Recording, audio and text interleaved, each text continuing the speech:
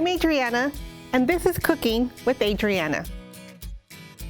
Today we're making an awesome kid-friendly dessert, Crescent Roll S'mores. Again, very easy. All you need is 4 ingredients.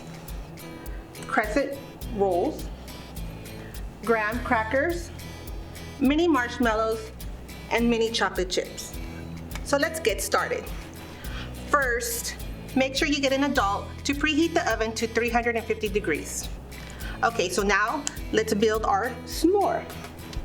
You're gonna grab a couple of the mini marshmallows, not too many. You're just gonna spread them around here. You're gonna grab a few little mini chocolate chips. Now you're gonna break your graham cracker in half and then in half again. And you're gonna crumble it right on top there. You can use as much graham cracker as you want. That's about it. Okay. Now we're gonna roll it. It's a little messy, but that's the fun part of it. And now they're ready for the oven.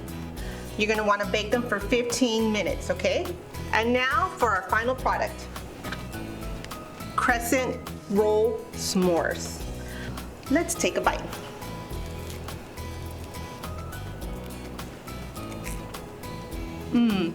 It's really good.